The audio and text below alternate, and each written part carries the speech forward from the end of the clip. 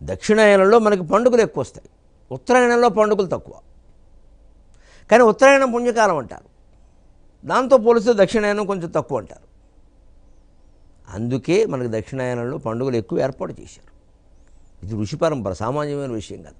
ఉత్తరాయణంలో సూర్యభ్రమణం అనండి, భూభ్రమణం అనండి, ఏదైనా కానీ సహజంగా మనస్సు ఆ పుణ్యలోకాల వైపు, పుణ్య కార్యక్రమాల వైపు, భగవంతుడి వైపు లాగేస్తూ ఉంటుంది, కొంత శక్తి ఉంటుంది. ఇక దానికి లొంగన మహానుభావులు ఉంటారు లోకంలో, దుర్మార్గులు. వారికి నమస్కారం చేసుకుంటే మనకి పుణ్యం, మన జోలికి రాకుండా ఉంటారు. ఇక సహజంగా ఉండే మంచి ప్రభావానికి లొంగన వాళ్ళు ఉంటారు, వారు మహానుభావులు, వారు మహాయోగులే, వారి భాషలో వారు యోగులు. ఏం చేసినా చలనం ఉండదు వారిలో.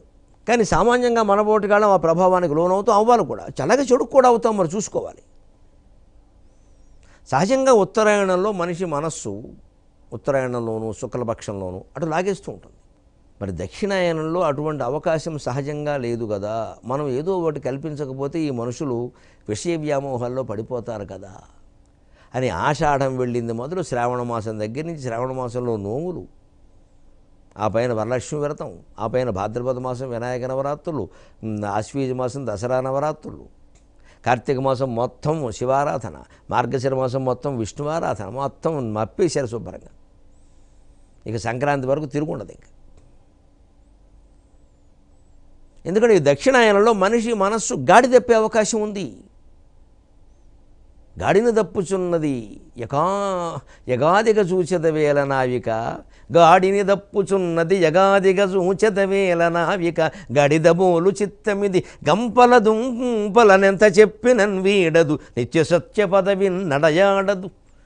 గాడిని దప్పుచున్నది గాడిని దప్పుచున్నది యగాదిగ చూచెదవేల నావిక, గాడిదబోలు చిత్తమిది గంపల దుంపలను ఎంత చెప్పినన్ వీడదు, నిత్య సత్య పదవి నడయాడదు. దీనిగట్ట చాంతాడొకడందుకొమ్ము, దీనిగట్ట చాంతాడొకడందుకొమ్ము, శివనామము మేలట చెప్పిరెవరో అని వెళ్ళాను ఎప్పుడో పద్యం. భగవంతుని ప్రార్థిస్తూ, గాడి తప్పుతోందయా నా మనసు, నువ్వు చూసుకోవట్లేదు నావిక, నడిపించేవాడు నువ్వు కదా, నువ్వు చూసుకోవద్దా స్వామి.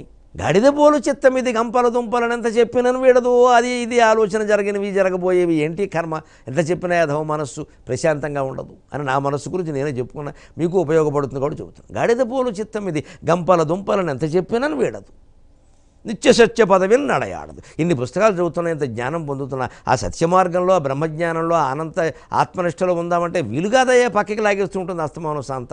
అంటే దీని గట్ట శాంతాడకూడదుకొమ్ము, ఇది కట్టి మనసును ఏదైనా కట్టాలంటే తాడు ఉండాలి. ఓ శాంతాడు చూసుకోవా అని మళ్ళీ నేనే చెబుతున్నా ఇక్కడ, దానికి ఉపాయం శివనామం మేలట చెప్పారు ఎవరో. నమశివాయ అనేది మంచిదిట, ఎవరో చెప్పారులే, నాకు తెలియదు, అదో సరదా, అదో వాక్య విన్యాసం, దాన్ని వాక్యాలంకారం అంటారు. ఆ వాక్యమే ఒక అలంకారం అంతే. శివనామం మంచిది చెప్పురు ఎవరు, ఆయన ఎవరికి చెబుతున్నాం, శివుడికా, అది అంతే. ఓహో ఉపాయం కూడా వీడే చెబుతున్నాం అంటే, ఉపాయం తెలిసి కూడా మనం బంధించుకోలేకపోతున్నామంటే అంత బలహీనంగా ఉన్నాం మరి, అంతే. అటువంటిప్పుడు ఆయన శరణు వేయడమే లెక్క. అంచేది ఆ దక్షిణాయనంలో మనిషి మనస్సు గాడి తప్పకుండా ఇన్ని పండుగలు పెట్టారండి. ఎంత గొప్ప సంస్కృతిది. మన దేవాలయాలను మనం కాపాడుకోవాలి, మన ఉత్సవాలు మనం చేయాలి అలా.